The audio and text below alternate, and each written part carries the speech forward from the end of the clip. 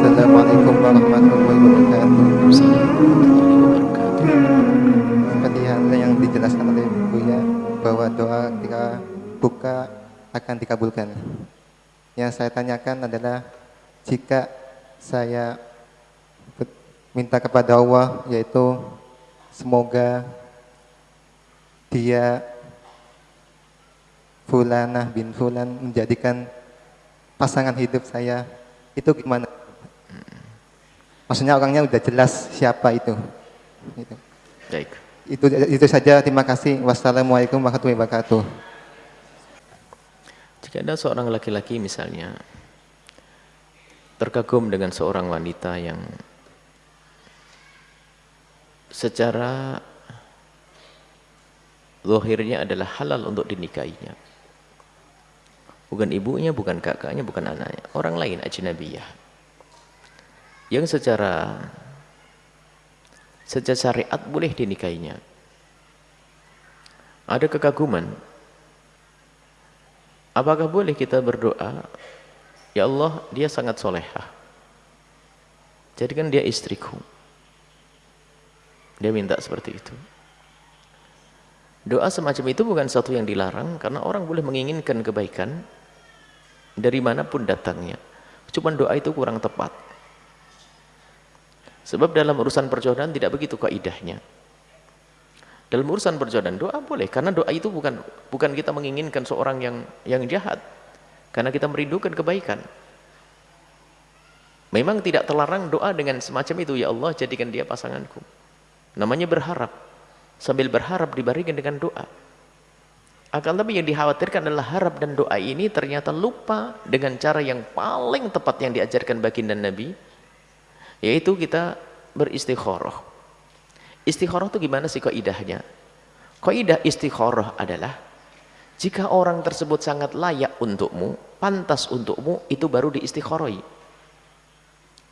Seorang wanita dilamar seorang laki-laki yang soleh, baik, dan pantas untuk menjadi suaminya, maka baru layak istikharah saat itu. Tapi kalau yang meminangnya adalah pelaku dosa, pemabuk, penjudi, pezina, ya nggak perlu diistikharahi. Jadi istikharah itu berlaku kapan? Di saat orangnya kayak tadi itu. Mungkin dia adalah soleh atau solehah, layak untuk menjadi pasangannya, baru berlaku saat itu istikharah. Dan di dalam istikharah ini adalah doa. Bagaimana doa istikharah itu? Doa istikharah ini tidak boleh ngatur Allah. Karena apa? Sesuatu yang menurutmu baik belum tentu baik menurut Allah. Dan sesuatu yang menurut kita tidak baik kadang itu baik menurut Allah Subhanahu wa taala. Maka di dalam urusan menikah ini memang perlu memilih kita. Dan Nabi pun berbicara tentang pilihan, tungkahul mar'atu li arba'in, dalam memilih. Maka kita harus benar-benar memilih. Memilih ini, di samping kita setelah memilih sesuai dengan syariat, kita serahkan pilihan kita kepada Allah dalam doa hadis sahih yang diajarkan Nabi. Doanya enggak seperti itu. Allahumma in kana hadzal amru khairun li fi dini wa ma'ashi wa aqibati amri faqturhu li. Ya Allah, kalau memang itu baik untukku, hidup di duniaku dan di akhiratku, ya Allah, maka mudahkanlah untukku. Wa in kana hadzal amra syarrun li fi dini wa ma'asi wa akibati amri. Kalau memang dia tidak baik, memang secara lahir dia baik, dia solehah. Tapi kalau memang tidak baik untukku, ya Allah fasrifu anni wasrifni anhu. Kalau memang enggak baik untukku, ya Allah jauhkan dariku. Nah ini kepasrahan ini penting. Jadi doa tadi sudah doa setengah maksa kepada Allah, sedang memang tidak haram, tapi tidak begitu bimbingannya dari baginda Nabi sallallahu alaihi wasallam. Jadi karena ini memilih dan kita tidak mengerti mana hakikat kebaikan yang sesungguhnya, hanya Allah yang tahu, maka hendaknya di dalam kita memilih pasangan itu secara lahir sudah benar menurutmu, baru setelah itu kamu menghadap kepada Allah, ya Allah kalau memang dia baik untukku mudahkanlah, kalau tidak jauhkan dan ganti yang lebih baik. Selesai. Karena yang dihindari adalah apa? Dia selalu dibawa-bawa dalam angan dan bayang, sehingga masuk dalam dunia khayal yang haram nanti. Hanya pengen dia, mau makan ingat dia, mau tidur ingat dia. Ini bermasalah. Ini kan budaya-budaya yang tidak Islam yang masuk dalam wilayah pergaulan kaum muslimin.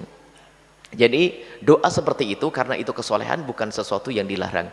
Cuman lebih tepat lagi adalah doa tadi istikharah, minta petunjuk ya Allah.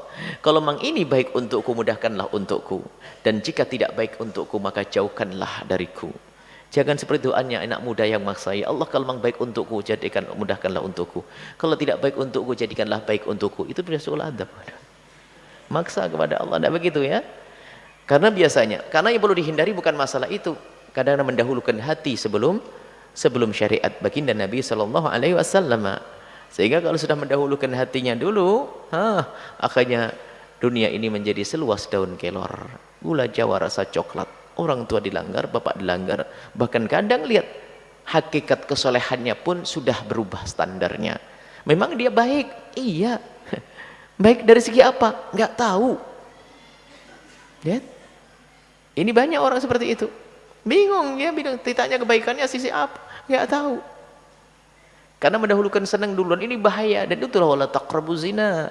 Jangan mendekati zina, yaitu dengan budaya-budaya memadu kasih sebelum adanya yang ikatan yang halal. Telepon-telepon, wal ini.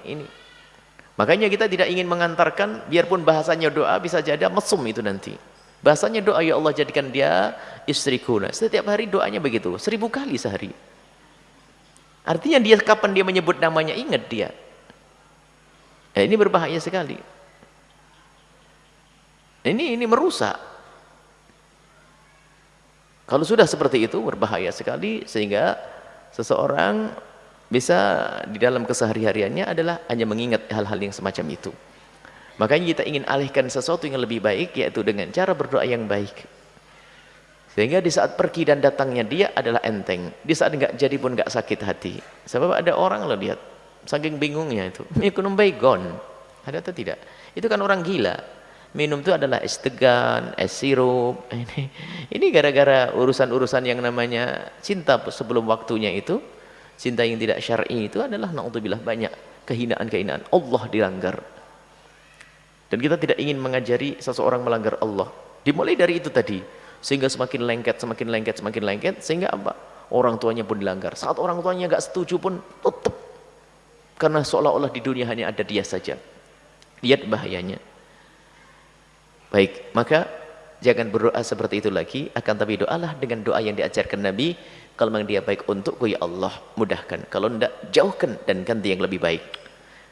Ngomong diganti yang lebih baik saja nggak berani loh. Saking gula Jawa rasa coklat. Itu kadang-kadang padahal lebih baik kan lebih cantik, lebih, pokoknya lebih. Kalau dia lembut, dia lebih lembut lagi. Dia kaya, lebih kaya lagi. Lebih, tapi gara-gara itu tadi, ya sudah ngomong, ya Allah kalau memang dia ganti, ngomong ganti aja nggak bisa, ganti yang lebih baik. Ya, Masya Allah. Dan berbahayanya hal yang semacam ini kadang. Ibundanya, ayahandanya menyodorkan seorang pria yang sangat baik pun ternyata ditolak oleh wanita tersebut karena menjadi dungu di saat seperti itu. Baik, maka biasakan dengan doa yang diajarkan baginda Nabi, bukan doa yang seperti itu lagi ya. Memang secara lafaz tidak ada salahnya, akan tapi dikhawatirkan di balik itu semuanya ada yang tersembunyi di dalam hati seorang hamba. Akhirnya dari itu semuanya mengajari melanggar Allah, melanggar orang tua, melanggar guru, dan bahkan melanggar hati kecilnya sendiri.